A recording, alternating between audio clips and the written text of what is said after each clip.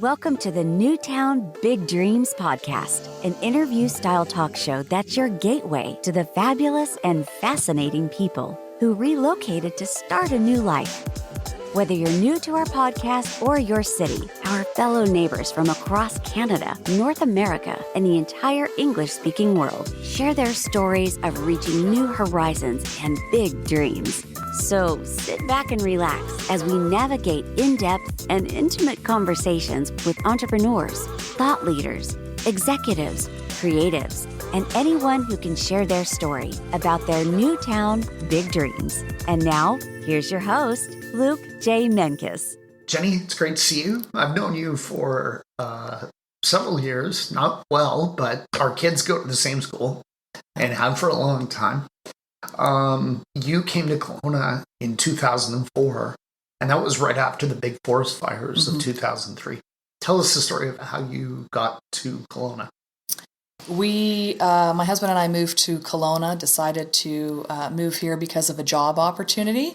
We worked in the wine industry for many years on Vancouver Island and in the city of Vancouver as well. And while we were living in the city of Vancouver, we received a job opportunity that we could not pass up. We had worked as competitors for many years. And when we were offered this job, it was to work for Grey Monk Estate Winery, which is out in Lake Country, moved to Kelowna, and we could work together. Nice. Yeah. So you and your husband worked for competing Always firms. competitors, yeah. What was that like? Did you have to keep secrets? No, absolutely. It's funny because we did the exact opposite. We even did sales calls together. We traveled to wine festivals together, obviously. And then we tried to sort of work together instead of apart, which of course is one of the goals and one of the things that the wine industry here works on anyways. Right.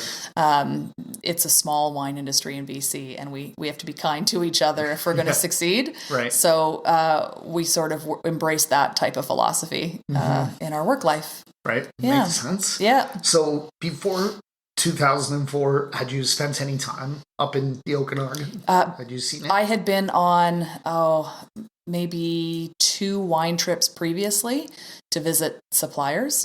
And before that, as kids, when I lived on the coast, we would come up to ski Big White as a family on spring break.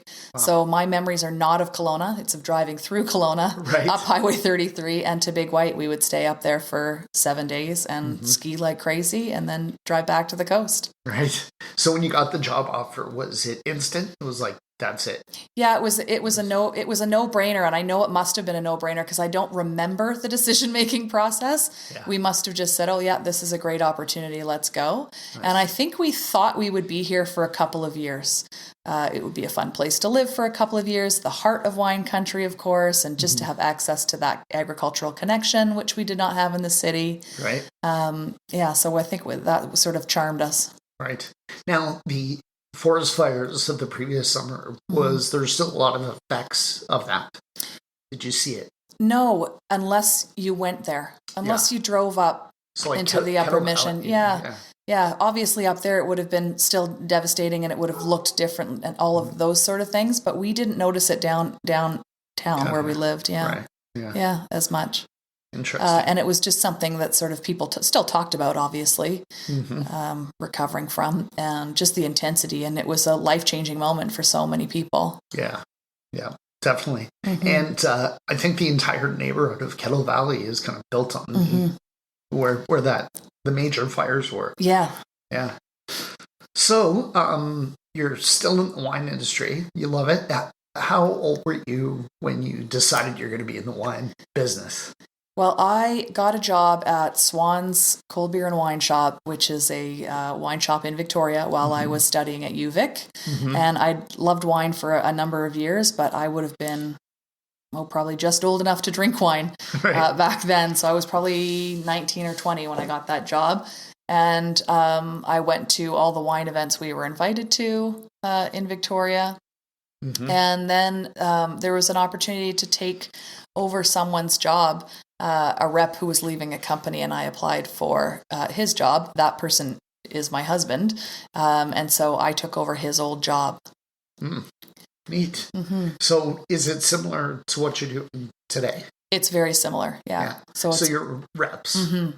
Yeah, so we are responsible for selling to not the end consumer necessarily, but the intermediary. So we're responsible for selling to a restaurant, getting it on a wine list or into onto a shelf in a store.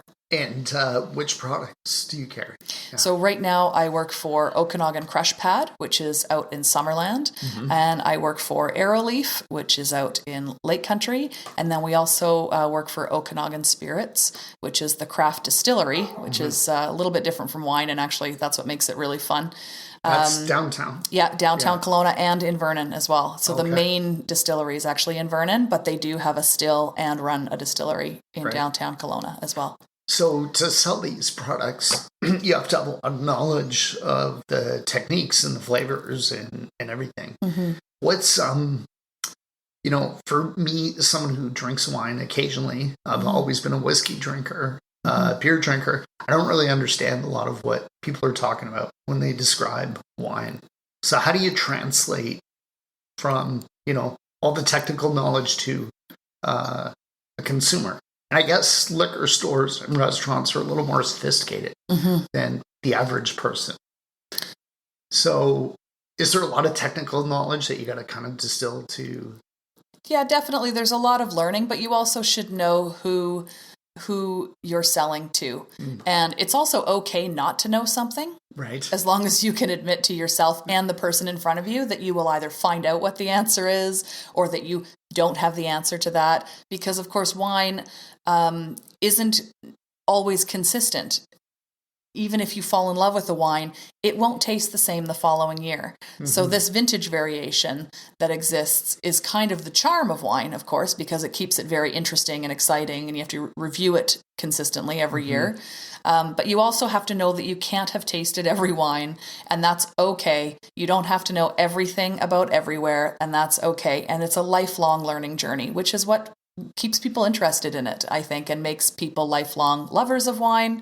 And it's really nice if you can distill out I would say the snobbier aspects of wine drinking, which are a bit painful because it's taste. Taste is completely subjective. Yes. If we go out for dinner, you're going to order something different than I would off of the menu in all likelihood. Not necessarily the case, but, and we would have different choices off of a menu, and that's why there's a huge selection of wine out there to do that sort of same thing to satisfy everybody. Sure. So I like the explanation, and someone can tell me it's going to taste like this, and it goes really well with this, and so on.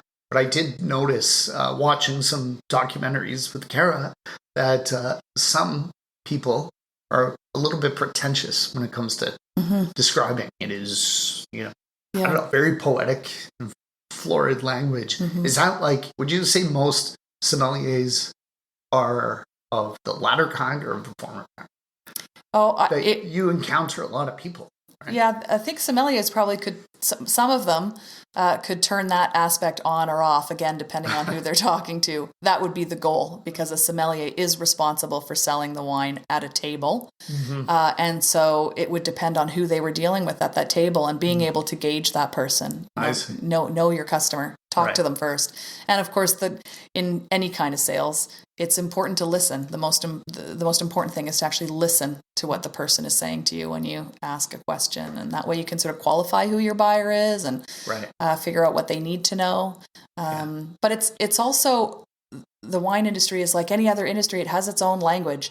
It would take me a long time to parachute myself into a tech company and be able to fully understand what they're talking about if I were programming a computer. I do not have the language of computers. Right. And I would have to learn that. So in wine, it's like anything, you just chisel away at it. Yeah.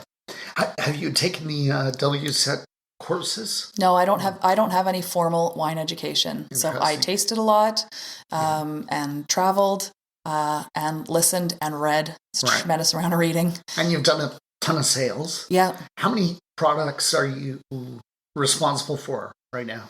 So just the three. So each of those makes at least 25 products. Wow. So it's about 75. Yeah, and that would be a small portfolio. Right. So most companies would have a larger portfolio than that because they would include international wines. If they had a BC wine, they would have their BC winery. If they only had one, and then oftentimes spirits and beer as well, depending. Right. So does it get a little bit repetitive because you're seeing a lot of the same stores and restaurants and they're just kind of ordering off a list? Or... So it could, but I guess wine is interesting because it, again, switches every vintage and it's different every year. But people change in the restaurant industry too. It's a little bit fickle on who stays long term. So things move in and the industry changes. Things that were that we talked about 20 years ago, we don't talk about anymore. Like what? 20 years ago was sort of the real push to get VQA, the Vintners Quality Alliance label, out there and have people choose to buy VQA wines because it meant they were 100% grown in BC with BC grapes, and that was important at the time. And now we're looking at different things. We're looking at a huge interest in natural wines, a huge interest in minimal intervention wines, and what that means. What does that mean? It means they just use grapes. It means that they do a tremendous amount of work in the vineyard to make sure that grape comes in clean. They typically do not inoculate with yeast for the fermentation. They use a natural yeast that's pre-existing in the air, right, on the grape skins in the vineyard. Right. So would it be the same as saying organic? That is often hand in hand with minimal intervention or natural wines, or and there's a growing movement. It's less like external ingredients that you're absolutely you're using grapes. What are some of the external ingredients that some people put in? Is it chemicals or? You mentioned yeast. So which yeast is natural, but it would be inoculated. There's you can get a lot more control winemaking with your sort of chemistry background, shall we say.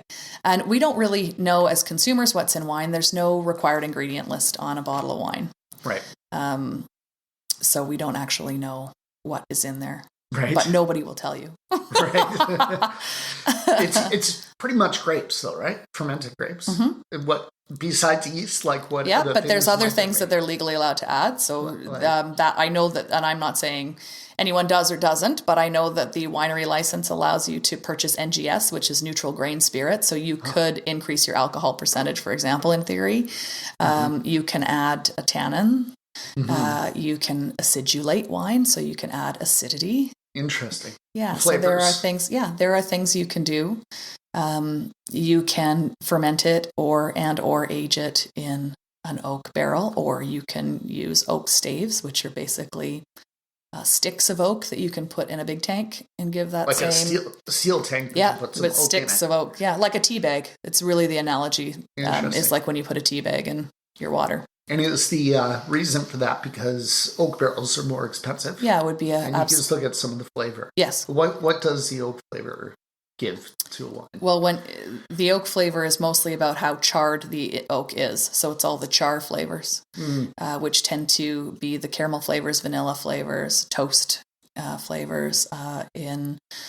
Sometimes it will bring out buttery flavors. Interesting.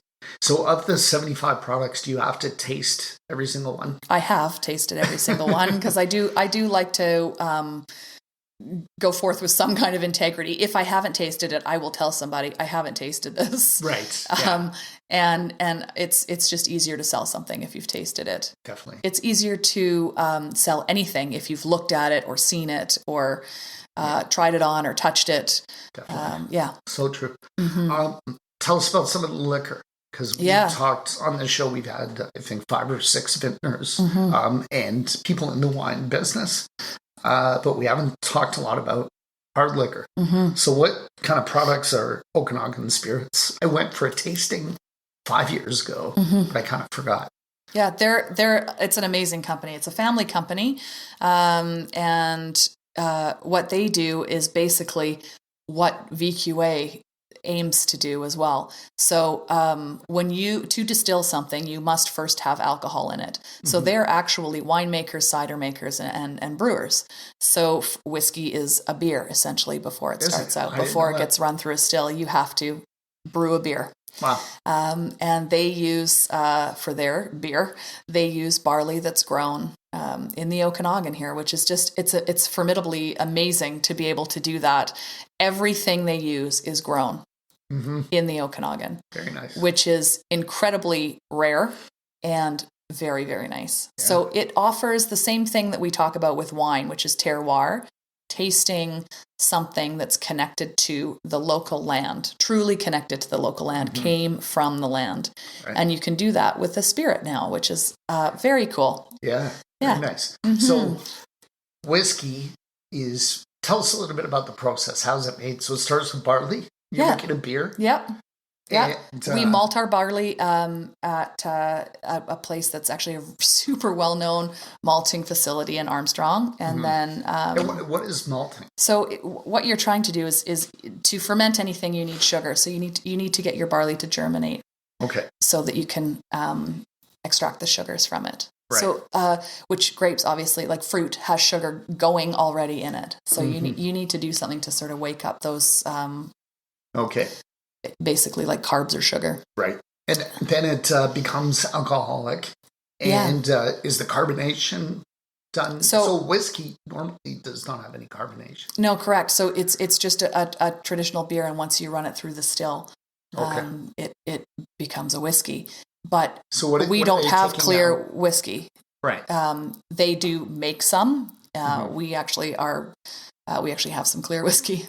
We just call it our Okanagan Shine. And it is the whiskey before it goes in the barrel. But the whole point of whiskey really is about putting it in a barrel. Okay. So it draws, again, like wine, it pulls all those flavors out of the barrel. And the charring of the barrel actually also cleans the whiskey because it's like a charcoal filter.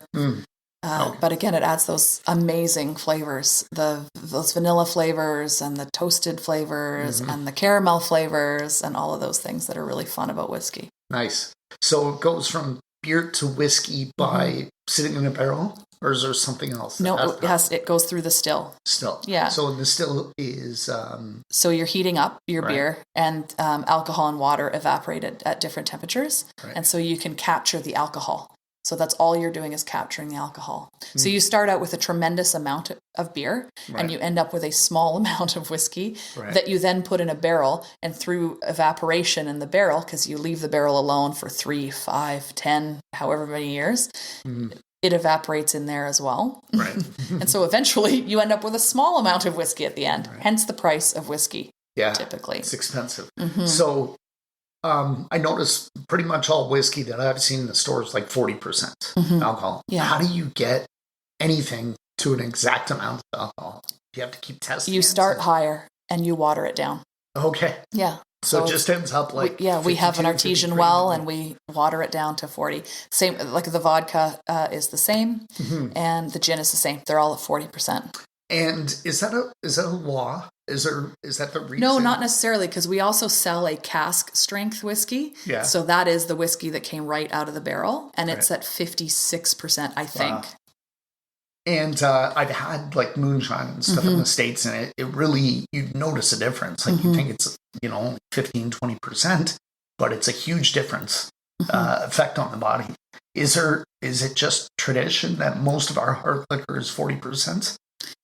That I don't know. I'm not sure about the history of why we've chosen 40% as a nice round number. We make an absinthe that's at 60%. Wow.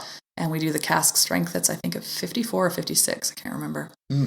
Tell us about absinthe. What's that? Yeah, so absinthe is interesting. It's an interesting history for me because it's directly connected to the wine industry. And in... the late 1800s, somebody had traveled from North America back to Europe with grape stock. And that grape stock contains a louse, so like a bug, called phylloxera. And it completely devastated all of the vineyards in Europe. And I mean devastated them. Wow. So it spread? It spread like wildfire, and it went through all the countries that grow grapes. When was that?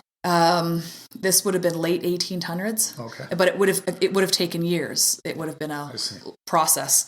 And so there was no grapes at all, and they had to replant. And of course now, through the discovery of this phylloxera, we know that the North American rootstock, it isn't bothered at all by phylloxera. So most vineyards in Europe now are planted on North American rootstock, so that they don't get decimated again. And a lot of North American rootstock came from Europe, right? Well, a lot of American, we buy the rootstock. We have our rootstock here that we use, but we buy the vinifera, so we buy the other piece, and it gets connected. Yeah. So the Pinot Gris is on North American rootstock, but it's Pinot Gris that was sourced from either the Alsace or other parts of France, or right. Because I mean, like when the wine industry started 150 years ago in North America, that was European vines that were brought over. But they probably wouldn't have been living. They would have just been like cuttings. I see. Yeah. So they would have used what was here. So it has it. Yeah. Interesting. So you were saying, so they've annihilated the grapes in France and people and other countries. So people would have looked for something else to drink, and absinthe was there, and it is a spirit. Ours is the actual spirit base. We use distilled cherry. Okay. So we make a cherry wine, distill it. And then, so absinthe, and what happened was absinthe became very, very popular with a certain artist set, and they made it quite popular. And of course, if you were living there around that time in the cafes of Paris, doing art or writing or meeting with people, this would have been an amazing beverage because it could get you where wine got you, but a lot faster. Right. Therefore cheaper. So more bang for your buck, if you will. And the thing with absinthe is it has wormwood in it. And wormwood is a totally natural product. It's actually related to sage. Okay. And the trick with it is it's a hallucinogen, which is neither here nor there. But so people were drinking absinthe, and then after the phylloxera devastation and it was replanted, the vineyards, these vineyards are all owned by wealthy landowners, and they realized that they had a huge problem, that a significant market share was going to absinthe. So they lobbied government to basically make absinthe illegal in Europe by saying that the wormwood is a hallucinogen and people are losing their minds. You know, Van Gogh, he cut off his ear, and therefore it's the absinthe's fault. Is it true? No, because absinthe is so high in alcohol that the alcohol would literally kill you before you got any of the hallucinogenic properties from your wormwood experience. Okay. I didn't know that. So it's actually the issue is the same with wine and any other spirit. It's the alcohol level that makes you do things, and possibly some mental illness in the part of Van Gogh. But they successfully lobbied government to rid the world of absinthe. And so there are very few countries that make absinthe anymore. There's actually none really in Europe. There are some Eastern European countries that are allowed to make it. And it's because wormwood was made illegal to produce it. However, because we didn't have this wine industry issue in Canada at that time, because we were such a young nation, we never banned wormwood. It wasn't an issue here. And the BC Liquor and Licensing approached Okanagan Spirits and says, we would love, can you make an absinthe? We would love to have an absinthe. Interesting. Yeah. And why did they do that? Because I guess they want variety. Yeah, they want to have sort of one of everything on the shelf. Right. Interesting. Yeah. Does it get sold into the States, or is it still illegal in the States? I don't know about their rules and regulations. It probably is legal again now in the States.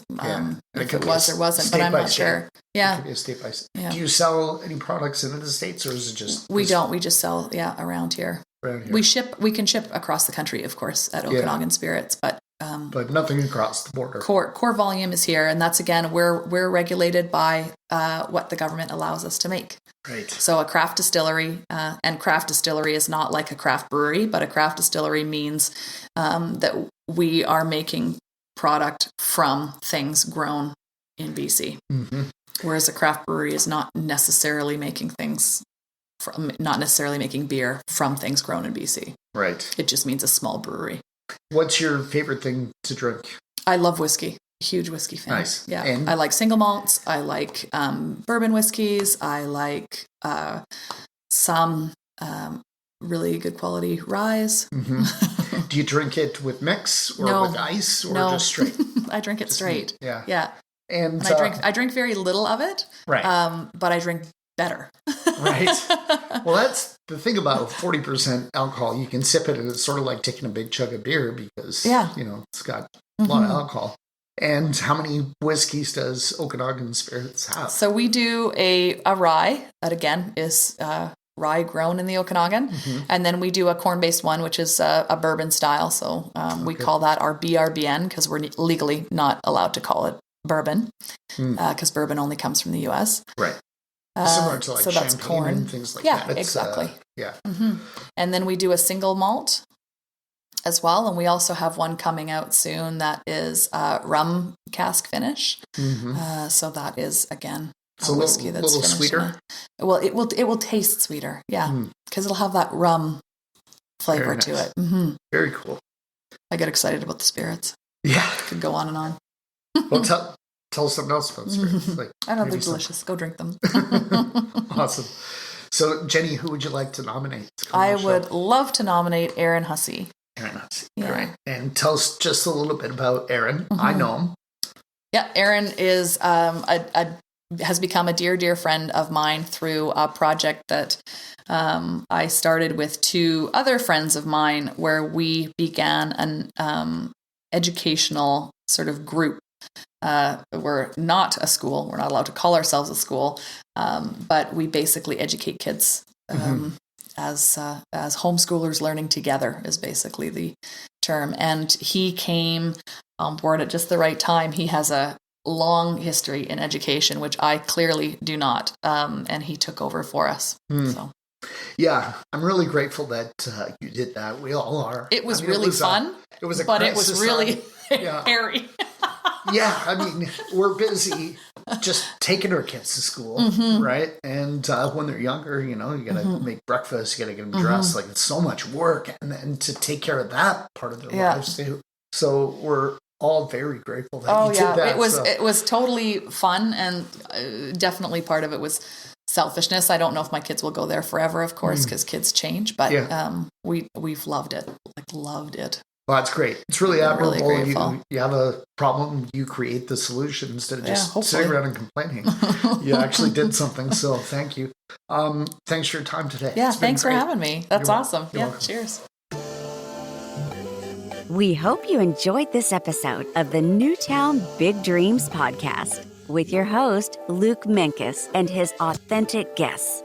And we love our listeners and hope you subscribe now to learn more about the amazing journeys of our incredible guests who relocated to find a new town, big dreams. And remember, make your dreams big.